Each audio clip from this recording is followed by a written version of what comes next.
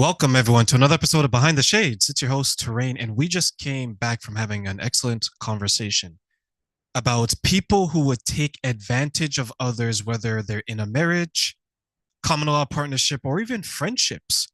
And I think friendships is the type of relationship that gets neglected when it comes to being abused or used. And here's why. Many of us are broken, and what we do is we find like-minded people that may be broken in their own way, and then we all come together and we all try to uplift each other, or at least repair each other so we can be better people, maybe collectively and individually. But what some people tend to miss is that there can be someone that is there or keeps you around just to extract information, extract resources, extract time, effort from you. And here's why that is dangerous, more so when it's a friend. When it's a friend, we tend to defend the behavior of our friends in a different way than we do our partner. So, for example, if someone comes to you and says, "Hey, Terraine, you know what? That girl you're dating over there, that girl you're married to, they may not be the best person because of this and this." We may be inclined to listen to it as long as a person is trustworthy, as well as they're giving evidence, and then we'll make our own judgments. We may discard it, we may ignore it, or we may investigate it. When it comes to the friends, though, what we tend to do is we tend to put a barrier and say, well, you know what, they're only my friend. We tend to dismiss it because in our minds, we think we're not as invested as we actually are. So by us dismissing it and not taking it seriously, it's a reflection on us.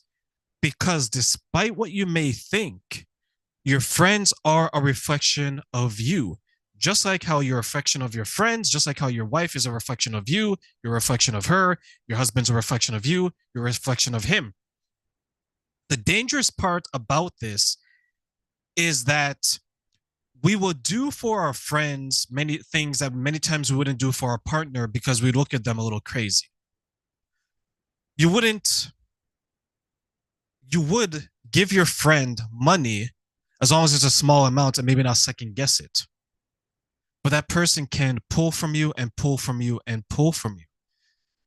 And this is where I think maybe a lot of women get caught up in, is because if you have a male friend, ladies, and you're paying for the Airbnb, you're paying for the flight, you're paying for his meals, you're paying for essentially for him to exist in the lifestyle that he's existing in, there's a problem there. And here's why. If you end up in a relationship and your boyfriend or your future husband sees this, he's going to mention it to you. And if you have a problem with him mentioning it to you, or if you're dismissive of it, it comes across as you're being defensive. And if you come across being defensive, protecting another person, that's a red flag.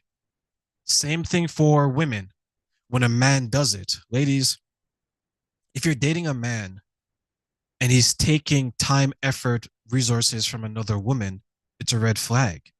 Because the question that the man and the woman need to ask themselves if they find them dating someone that has a friend like that is, why are they entertaining that type of friendship?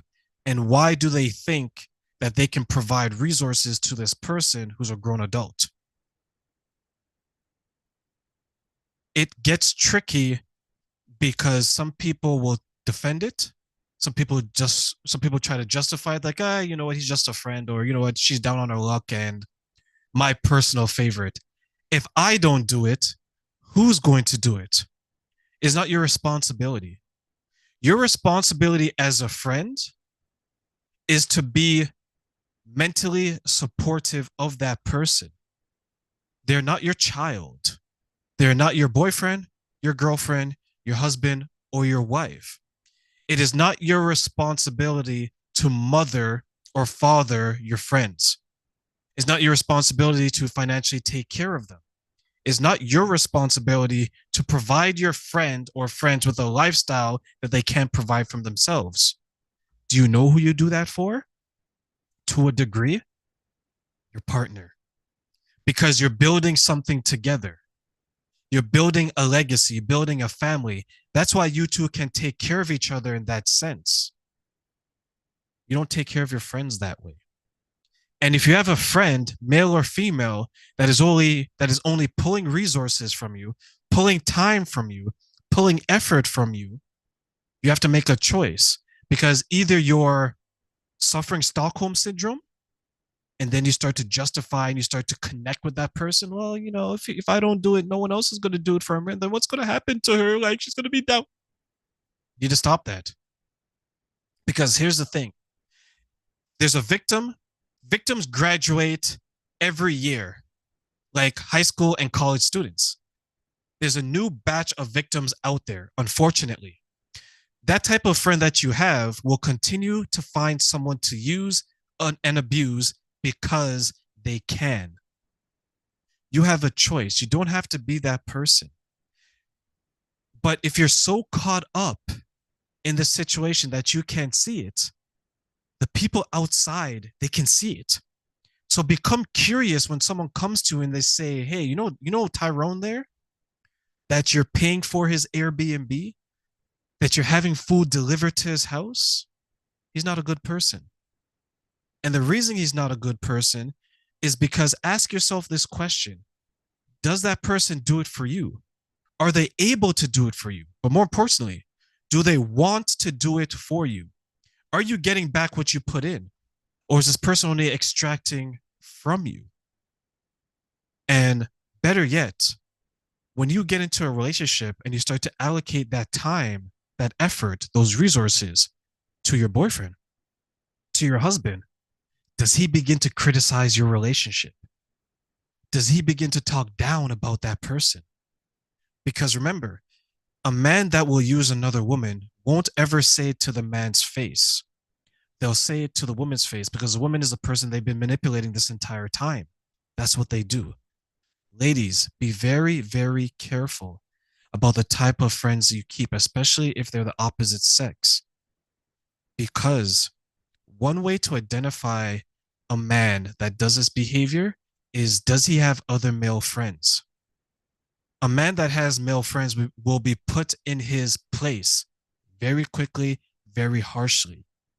Where many times women will allow it to go on because women in general can always see, women in general will see something that is not necessarily there. You guys want to nurture, you guys want to fix.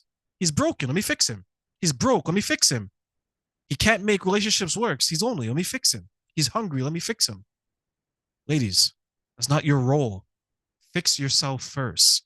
There's a reason why you're looking to these broken people to always fix, is because in your life, there's something lacking, there's something wanting. But you do need to do the work first before you can move on and move forward.